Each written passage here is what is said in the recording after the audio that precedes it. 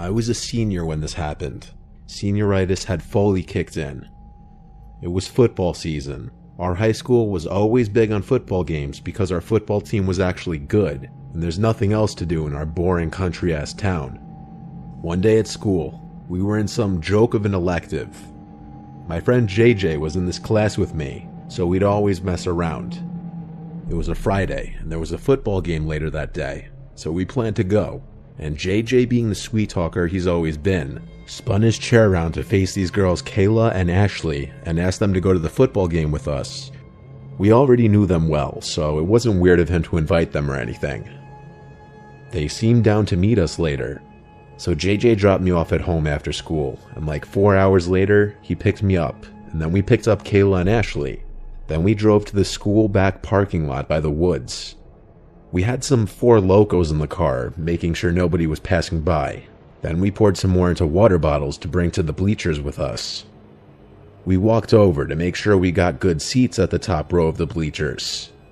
Since the game started late, it started getting dark during the third quarter, and by the fourth quarter it was dark. Our team was losing pretty bad for a change this game. So bad even that a lot of the kids in the bleachers were leaving early. We just stayed, planning on hanging out on the field after anyway. The game ended, and our team lost really bad, and so the field and bleachers were quiet. People were scurrying off the bleachers. The team rushed back inside the locker room in embarrassment, and the away team slowly made their way back to the buses. Within 10 minutes, we were among the only people left in the bleachers, minus a couple others and maybe a couple people in the field. We were honestly drunk by this point, and the team's defeat wasn't ruining our fun. When the field lights turned off, it was basically pitch black here minus the moonlight. Everyone was gone. We went to go lay in the field. JJ ran to his car to get more alcohol. By now, it was probably 10 o'clock. JJ said let's go in the woods next to the football field. The girls of course were scared, and that's why the idea seemed fun. When they wouldn't budge, we both got up and ran towards the woods, leaving them alone in the dark, knowing they'd get scared and follow us, which they did. We crawled under the little ripped chunk of fence that kids would use to get into the woods, and then started walking down the little hill into the woods. The girls were very reluctant to follow, but they did. We ran ahead to lose them and hide just to mess with them. As soon as they heard us running, they both yelled to stop. They tried to keep up, but we lost them and hid behind a couple trees. We hid and laughed for a few seconds. Then JJ patted me and told me to look in that direction. And though it was dark, we could see, perhaps only because of the moonlight barely finding its way through the trees, a towering black figure, maybe 15 feet away from us, standing between two trees. It was a horrifying sight. Then they spoke. It was a woman's voice, and she said, "You kids shouldn't be in here." We just stood there and looked in silence at the figure of the apparent woman. But we both noticed she seemed to be getting bigger and closer very quickly, yet we didn't see the legs moving, or what we assumed were legs. And we heard no footstep sounds. JJ and I turned and ran. We ran and called the girls' names until we found them. Then they followed us out of the woods. We told them to just follow us to the car and run. At the car, we finally told them that some 7-foot-tall woman was in the woods. JJ said that if I hadn't seen it as well, he would have thought that he saw an apparition. The girls were freaked out, asking us to tell them that we were kidding, but we weren't. We watched from the car to see if anyone came out of the woods. No one ever did. The biggest question is, why would an older woman be in there at night alone? It's not like it was a nature trail, it was a fenced-off wooded area. Our school didn't have security back then either, so it wasn't that. The four of us went to go hang out at JJ's after, and I'll leave the rest of that night to your imagination. Now we're really fast-forwarding to that summer, when I was working at the school one final time as a summertime custodian, since I got a raise every summer that I'd return. There were about 4 of us in the building, 2 older custodians, and myself and another 18-year-old. I was in the center courtyard of the school mowing the grass when I spotted someone at an upstairs window. It was an older woman. She looked like 65 maybe from the distance, with short curly hair, but her face was kind of blurred behind the glare of the window. I stopped mowing, looked at her, and waved. She didn't wave back. She didn't even move. I basically ran inside to where my boss was and asked who that woman upstairs was. He asked who. I told him to follow me. She was in one of the math classrooms. I led him to the upstairs math hallway. But to my surprise, all the classroom doors were closed and the lights were all off. The classroom it looked like she was in was empty. My boss told me there was no one else in the building and that I need to drink some coffee. He went back downstairs, so I did the same. I was genuinely freaked out. After I finished mowing, I started mopping the upstairs hallways and classrooms. Eventually, I was in the math hallway, and I would be mopping every last classroom floor up there, so I opened all the doors and turned on all the lights. I had my radio on the floor playing music as usual. Over the music, I heard a distinct woman's voice. It said, "Young man." It came from one of the classrooms. I couldn't tell which, but I turned off the music and started checking every nearby classroom, desperately hoping to find someone. Every single classroom was empty. I even checked behind the desks. The hairs on my arms were standing up. I felt a fight or flight response kick in. I bailed to the downstairs and told my boss once again someone's up there. I heard a voice now. He once again went up there with me, and I explained that I couldn't find anyone. But I saw and now heard a woman up here. When we didn't find anyone again, he told me to go home and take the day off and get some sleep. He thought I was crazy. I then put the two incidents together. What if they were connected? What if what JJ and I saw in the woods and what I saw and heard in that classroom are somehow related? When I came back to work the next day, I told my boss I just didn't want to work in the math hallway because I was freaked out. For the rest of the summer, I didn't go in that hallway again. Ever since then, I full-heartedly believe that my old high school is haunted by some spirit of an older woman. I have no other explanations.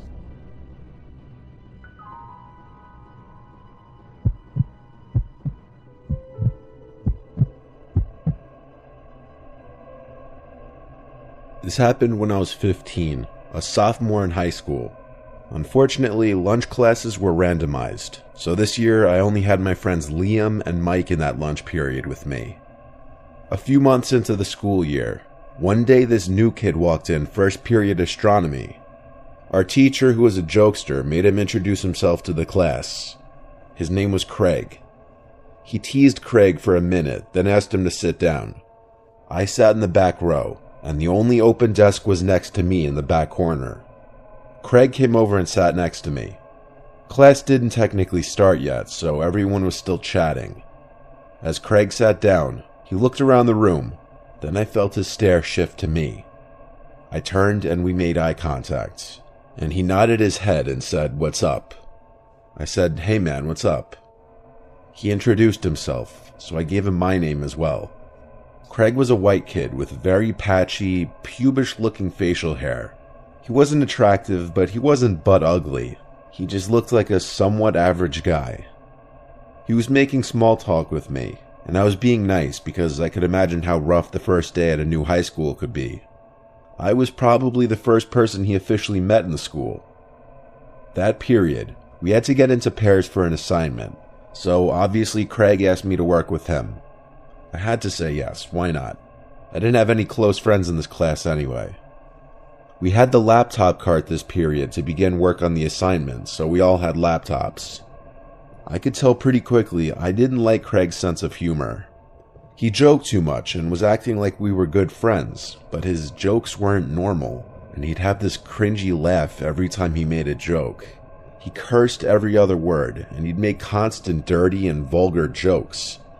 I was no softie when it came to that, but it was just too much with him. By the end of the period, we had to exchange numbers for the project. Then it was on to my next class. Eventually came lunchtime. Mike didn't come to school for that day, so it was only Liam and I at our little circular lunch table. Suddenly I see Liam's eyes look up at someone behind me. Then someone pulls up a chair next to me, and I look and see Craig. He pats my shoulder and says, "What's up, buddy?" I kind of died a little inside. This meant he'd be sitting here every day now. I tried to be positive and give him a chance. Maybe he wasn't that bad. Liam tried being nice at first, but eventually, Craig started saying weird shit again, and Liam caught on that something was off, and he kept shooting me these knowing faces when Craig wasn't looking. That lunch period cemented the fact that something was off about Craig. I'm not judging anyone for being antisocial, but something about him seemed dark, like the awful things he'd say. It went beyond an antisocial personality. After school that day, since it was a Friday, I walked home and started texting my group chat about what we'd be doing later. On my walk home, I got a text from an unsaved number, and when I opened it, I realized it was Craig. He said, "Turn around."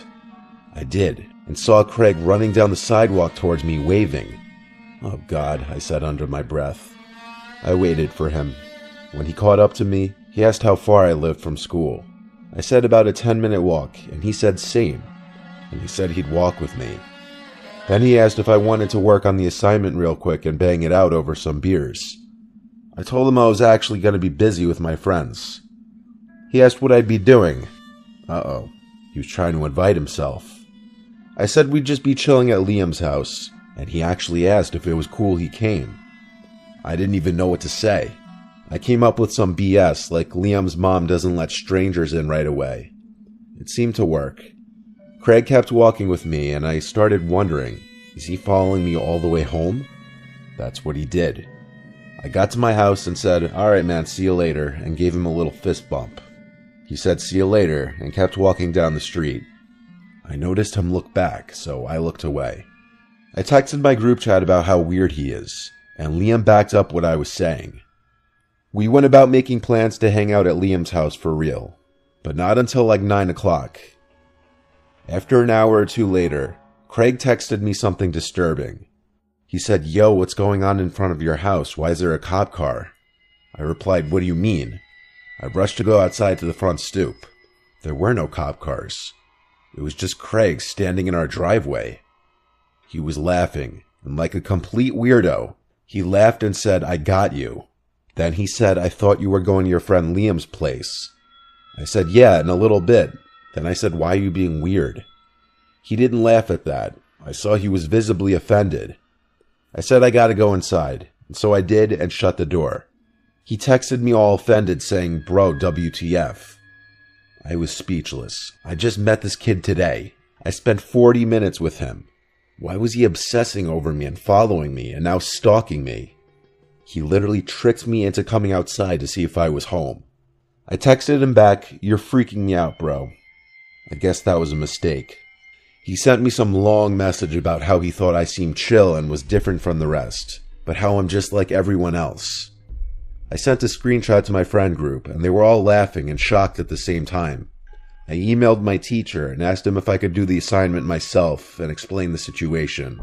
Then I left my house and walked to Liam's house just to get out. While I was at Liam's, Craig tried calling me. I just let it ring and ignored it. It was going to be an awkward day of class come Monday morning. Skipping ahead to when I got home around 11 or 12, my parents and sister were out. My parents might have been out with friends, and my sister may have been with her boyfriend, nothing unusual. I locked the door behind me and went up to my room. I started watching YouTube videos. I heard the back door ring. Yes, our house has a back doorbell. It had a different ring than the front doorbell. I hopped up and went downstairs, expecting to see my sister at the back door. But the lights in the backyard were off, and no one was on the other side of the door. I could see through the glass. I opened the main door, with the screen door still locked. I said hello, and I 100% heard the sound of someone's shoe scraping the concrete patio, just to the left, out of view from the door. I shut the door again and relocked it, and went back upstairs to call my dad, who didn't pick up. But just then, my phone started ringing again. It was Craig. I didn't pick up. He then texted me saying, "Come outside, shitbag." I replied, "I'm calling the police." And to my surprise, he replied, okay, I'm leaving." It was him. He was hiding in the yard, waiting for me to come out. I sent the screenshot to my family and friends, and then to the school, who would reach out to his parents. Apparently, this was the exact reason the troubled family had to keep moving, because he would keep causing issues with people at every school he went to. I can only imagine the horrible things he's done to other people who didn't want to be his friend. He didn't show up to class on Monday, or ever again. If I had to guess, I think he once again transferred schools.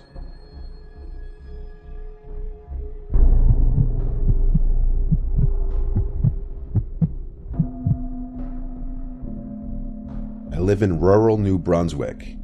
It was early September and it was my first day of school. I unfortunately was held back my senior year, so I'd be returning as a 19-year-old. I live in a rural area, so the middle school and high school was the same building, which also meant I knew most of the kids since it was a smaller school. When I got to school, I had study hall period A, which was the first period of the day. However, I noticed a new kid that I never met before on the other side of the room. I walked over to him and introduced myself. He introduced himself to me as Chester, and that he just moved here. I showed him around the school and showed him where his next class is. As I was giving him a tour of the school, I noticed he seemed a bit off. As I was showing him around, he began to ask me questions. At first they seemed normal, like how long I've been at the school or where our classroom was. But then he asked me some questions that seemed more strange. One question he asked stood out the most. He asked for my address and snap. I was completely thrown off by this because I found it off to ask that. I ended up not giving him my address, but I thought why not to give him my snap. I gave him it and went on with my day. When the last period of the day came, I had English class. When I got to it, I noticed that there were only about 9 kids in the class. I was in the lowest level English class, so I wasn't expecting a lot of kids to be in my class. I took my seat, and that's when I looked 120 degrees behind me and saw that Chester kid eating a disgusting sandwich. He stared at me from the opposite side of the room and gestured for me to walk over to him. My English teacher, Mr. Bass, was about to start class, so I ignored his bullshit and went on with the class. 5 minutes later, I looked up from my book, and I noticed Chester again staring at me. This time he was more pissed off looking. Again, he gestured for me to walk over to him, and again, I continued reading my book. Then my phone pinged. It was a Snapchat message from Chester. He said, "Follow me." I replied, "I can't, we're in the middle of class." Next, I saw him get up from his table and ask Mr. Bass if he could go to the bathroom. He then walked out into the hall. I wanted to see why he wanted me to follow him, so 5 minutes later, I asked Mr. Bass if I could go to the bathroom as well. I then walked out into the hall. I didn't know where he went, so I looked down each hallway, and eventually I saw him. He was walking really slowly about 50 feet away. I stayed at a distance behind him so that he wouldn't know I was there. He then turned down a hallway in the school that wasn't really used for classes, and was more for storage, bathrooms, and offices. I then saw him open a door. He walked inside and shut the door behind him. I walked over to the door he walked in and recognized it to be the door that led to the school's basement. There was no way in hell I was going down there. I just casually went back to my class. When I got back, my phone pinged. It was him again. First he sent me a message saying, "Why didn't you enter the basement?" He then sent a picture of him eating a disgusting sandwich in the basement. He sent one more chat asking me to walk down into the basement. By now I was getting creeped out by the kid, so I replied asking him to leave me alone. I then removed and blocked him. When I got home, I immediately started on my homework. By the time I was done, it was about 11 p.m. and I was home alone. I was putting all of my homework away. Just then, my phone received a notification from Snapchat. Someone added me as a friend. It was from an account called "Why Didn't You Enter the Basement?" It was him, so I blocked it. Then a couple minutes later, I got another request. This time the account was called "Why'd You Block Me?" I blocked that one, and then another one came. This one was even more ominous. It was called "I Know Where You Live," followed by "I'm right outside your house." And just then, I heard a window break downstairs. I immediately called the cops and told them what was happening, and the operator said find a safe place to hide and lock the door. I then hung up and went into the hallway closet. I heard footsteps move from downstairs to upstairs. I cracked open the closet door and I saw him. At the end of the hallway in the dark, I saw Chester. It didn't seem like he knew that I noticed him until he turned his head to look at the closet, but it didn't seem like he knew I was inside. I didn't close the door, but I hid deeper in the closet. Chester then went over and opened the door. I was hiding behind a large container while he struggled to find the light. He eventually gave up and I heard his footsteps fade away downstairs. Seconds later, the police knocked on the door. I immediately opened it and told them what happened, but by the time they arrived, Chester was gone, and there was nobody on my property. They found out that he escaped through a window in my basement. I gave the police the accounts, and they said they'll do their best to trace them. The very next day of school, I went to the principal to report Chester, but the creepiest thing was what he told me. My principal said that there was nobody in the whole school named Chester. There were no records of him ever having been a student. I got chills. The camera footage was checked, and it turned out that he snuck in through a back entrance of the school and blended in with the other kids. I never saw him again at school, and I never heard from the police. But to this day, I still think about why he wanted me to go into the school basement. All I can say is that was probably the most dangerous person I'd ever met. And I don't know what his intentions were.